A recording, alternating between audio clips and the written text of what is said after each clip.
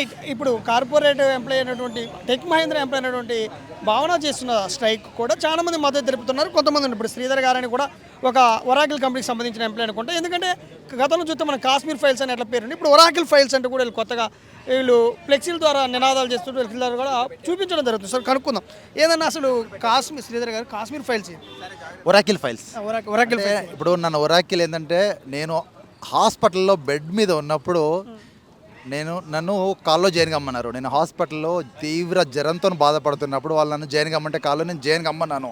ఒక 6 గంటలు మా మేనేజరు 50 కాల్స్ పై వేసి నన్ను ఒక జూమ్ కాల్లో తీసుకున్నాడు నా మొబైల్ నుంచి.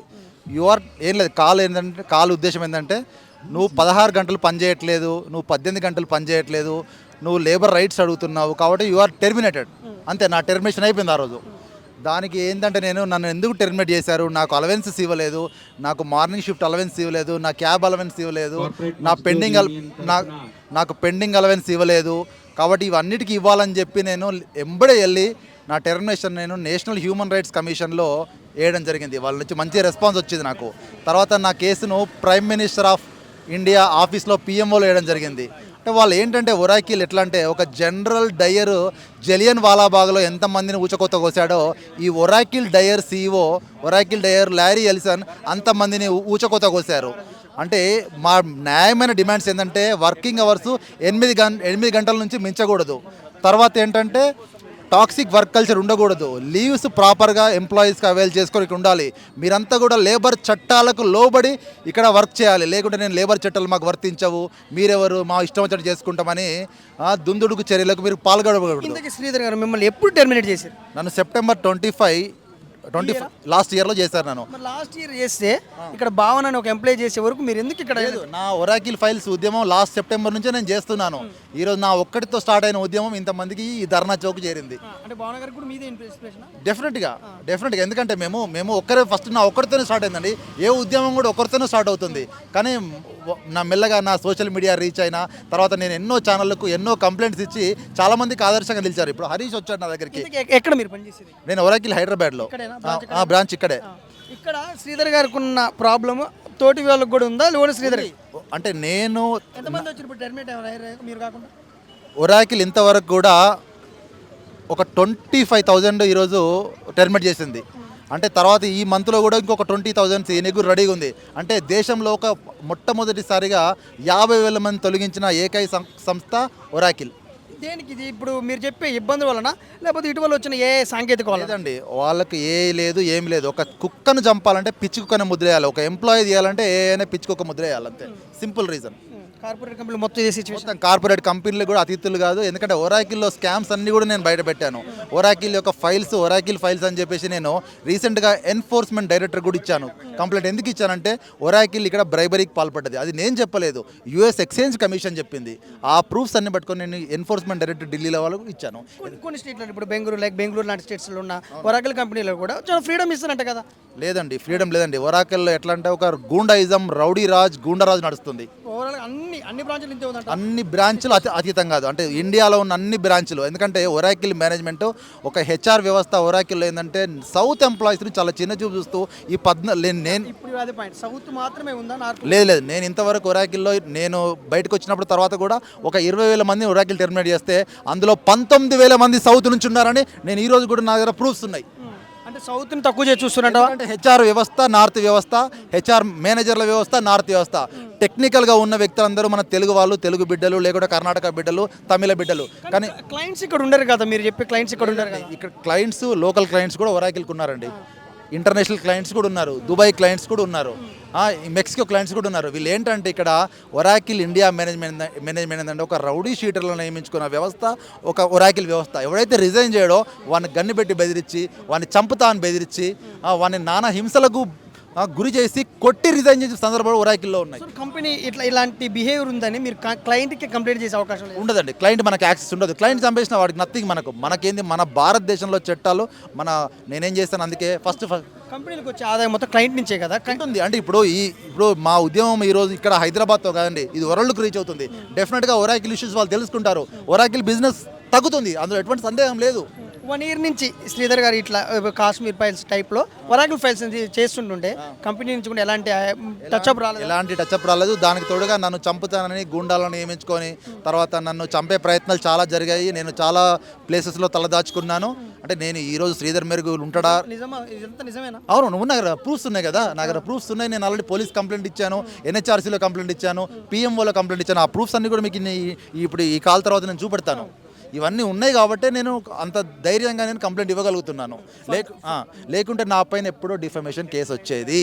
ఎందుకంటే ఇంత చూడండి, అక్కడ చూడండి, ఒరాక్ హెల్, కార్పొరేట్ జంగిల్, అంటే కార్పొరేట్ కోబ్రస్ అని నా సోషల్ మీడియా అకౌంట్ చూడండి, నా ఫేస్బుక్ అకౌంట్ చూడండి, నాది అన్ని కూడా బ్లాక్ చేసినారు ఫేస్బుక్లో. అయినా నేను కొత్త అకౌంట్తో మళ్ళీ ఆ ఉద్యమం ప్రారంభిస్తున్నాను. ఎంతో ఇబ్బంది పడితే కానీ, మిమ్మల్ని ఎంతో గురి చేస్తే కానీ, ఇంత పెద్ద ఎత్తున ఒక పెద్ద కార్పొరేట్ కంపెనీ మీద ఇంత పెద్ద ఎత్తున ఫైట్ చేయరు ఒక్కరుగా. చేస్తున్నారంటే ఏదో జరిగే ఉంటుంది సంథింగ్. మరి ఎన్ని రోజులు చేస్తారు ఇట్లా ఫైట్? ఎంతవరకు పోతుంది? న్యాయం జరిగేంత వరకు అవసరమైతే నా ఉద్యమం జంతర్ మంతర్ను కూడా తాకుతుంది. న్యాయం అంటే ఏ టైప్ ఆఫ్ న్యాయం జరగాలి? నా పెండింగ్ అలవెన్సెస్ నాకు ఇవ్వాలి, తర్వాత నాకు న్యాయం చేకూర్చాలి, తర్వాత నా తోటి తీసేసిన విద్యార్థులందరూ, మన ఎంప్లాయీస్ అందరికి కూడా వాళ్ళకు సరైన పరిహారం చెల్లించాలి. మీరు ఇక్కడ బ్లడ్ బాత్కు పాల్పడకూడదు. ఇది హెచ్సిఎల్ కదా, హెచ్సిఎల్ ఎట్లుంది పరిస్థితి? ఇప్పుడు ఒరాకిల్ చూసినాము మనం, టెక్ మహీంద్రా, హెచ్సిఎల్ కూడా ఇదే పరిస్థితి. అంటే నాకు దాదాపు అంతే ఉంది. నాదైతే ఇంకొంచెం చాలా ఘోరంగా నా పర్టికులర్ కేసు. ఏమైంది సార్ మీది? మేనేజ్మెంట్ తోటి విభేదాలు వచ్చాయి. అయితే వాళ్ళు రిజైన్ చేయమన్నారు. చేయమంటే నేను చేయనన్నాను. చేయనంటే వాళ్ళు బుల్లింగ్ స్టార్ట్ చేస్తారు. బుల్లింగ్ అంటే టీమ్మేట్స్ తోటి ఇన్సల్ట్ చెప్పిస్తారనమాట. ఇది వెల్ ఎస్టాబ్లిష్డ్ కాన్సెప్ట్ అనమాట. సైకాలజీలో బుల్లింగ్ అనే ఒక కాన్సెప్ట్ ఉంటుంది. ఇట్లా ఇన్సల్ట్ చేస్తే వాళ్ళు మెంటల్లీ అతలాకుతలం అయిపోయి కొంతమంది వెళ్ళిపోతారు అనమాట. సార్ ఎన్ని సంవత్సరాలు ఎక్స్పీరియన్స్ సార్ హెచ్సిఎల్? 8 years. ఎందుకు అంత సడన్గా మేము టెర్మినేట్ చేయాల్సిన అవసరం ఎందుకు? అంటే మెల్లమెల్లగా వచ్చారు. ఫస్ట్ రిజైన్ చేయమన్నారు. మేనేజ్మెంట్ విభేదాలు వచ్చాయి. విభేదాలు వచ్చినా నేను వర్క్ అయితే చేస్తున్నాను ప్రాపర్గా. కానీ వాళ్ళకు అంటే వాళ్ళకి ఇంపార్టెంట్, వాళ్ళ రిలేషన్, వాళ్ళ అంటే మేనేజ్మెంట్తో ఫ్రిక్షన్ అన్నది వాళ్ళకి చాలా ఇంపార్టెంట్ అనమాట. సో అందుకని వీడిని తీసేయాలని రిజైన్ చేయమని. హెచ్ఆర్ వ్యవస్థతో వచ్చిందా, సంస్థతో వచ్చిందా, లేదా అందులో ఉండే మీ పైన ఉద్యోగులతో సమస్య? ఉద్యోగులు కాదు, మేనేజ్మెంటే టీమ్ మెంబర్స్ తోటి ఇన్సల్ట్ చేయించింది. టీమ్ మెంబర్స్ వాళ్ళంతా వాళ్ళు ఏం చేయలేదు. టీమ్ మెంబర్స్కి మేనేజ్మెంట్ ఇన్స్ట్రక్షన్స్ వీడిని ఇట్లా ఇన్సల్ట్ చేయమని వాళ్ళు చేస్తారు. అయినా నేను ఎక్కడా ఓడిపోలేదు. నేను ఇంకా I will still continue to rise my voice. ఎన్ని రోజులు సార్ మీరు టెర్మినేట్ చేసి? 1 year అయింది.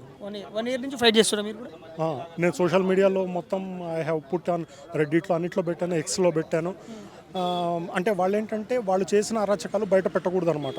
నేను ఏదో నోరు మూసుకొని వేరే జాబ్ చేసుకోవడం ఎట్లా వెళ్ళిపోతే వాళ్ళు ఊరికే ఉంటారు. వాళ్ళవన్నీ నేను బయట పెడుతున్నందుకు వాళ్ళు ఇంకా నన్ను బయటికి పంపించిన తర్వాత కూడా నన్ను హెరాస్ చేస్తున్నారు. నా ఇంటి చుట్టుపక్కల గుండాలు పెట్టించడము, క్రాకర్స్ కాల్లిచ్చి నిద్ర లేకుండా చేయడం. 1 o'clockకి క్రాకర్స్ ఎవరు కలుస్తారండి? 1కు 2కి క్రాకర్స్ ఇంటి చుట్టుపక్కల కాలుస్తున్నాయి. నాకు వీడియోస్ కూడా ఉన్నాయి. ఇబ్బంది పెట్టడానికి మొత్తం నా కాంటాక్ట్స్ని మిమ్మల్ని టెర్మినేట్ చేయడంతో వాళ్ళ పని అయిపోతుంది. ఇంత టార్గెట్ చేయాల్సిన అవసరం లేదు. వాళ్ళ అరాచకాలని బయట పెడుతున్నాను కదా. వాళ్ళు ఏమేమి హెరాస్ చేశారు, ఏ విధంగా హెరాస్ చేస్తారు అంత సోషల్ మీడియాలో, రెడ్డిట్లో పెట్టాను, ఎక్స్లో పెట్టాను. అది వాళ్ళకి నచ్చలేదు. అందుకని నా కాంటాక్ట్స్ని తీసుకొని, నా ఫోన్ని హ్యాక్ చేసి కాంటాక్ట్స్ని తీసుకొని ఆ కాంటాక్ట్స్ అన్నిటికీ నా గురించి రూమర్ స్ప్రెడ్ చేశారు. ఇట్లా అంటాడు, అట్లా అంటాడు. నా ఫ్రెండ్స్, రిలేటివ్స్ అందరు కూడా నన్ను హోస్టైల్గా స్ప్రెడ్ చేస్తారు, ఇన్సల్ట్ చేశారు. వాళ్ళందరూ నన్ను దూరం పెడుతున్నారు. ఎవరు అంటే ఈ విధంగా మీరు ఇన్హ్యూమన్ బిహేవియర్.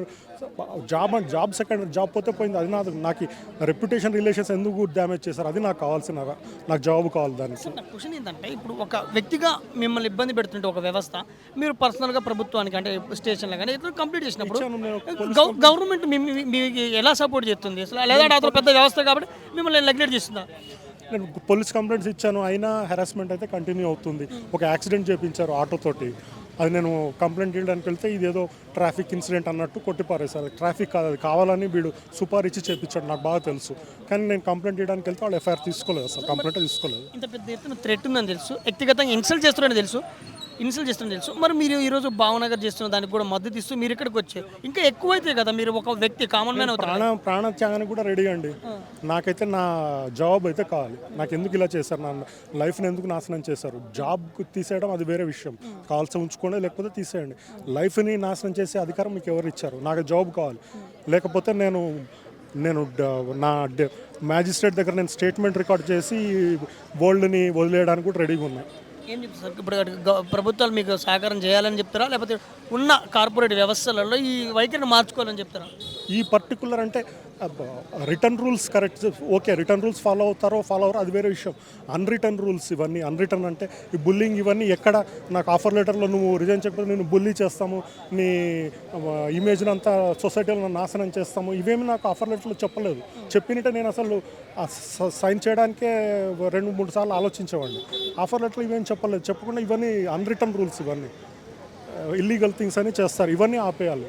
మీకు తీయాలనుంటే ప్రాపర్గా సివరెన్స్ పే ఇచ్చి ప్రాపర్గా తీయాలి, కానీ మీరు ఏదో భయపడిచ్చి లొంగకపోతే ఇన్సల్ట్స్ చేసి ఇవన్నీ ఇది తప్పు చాలా.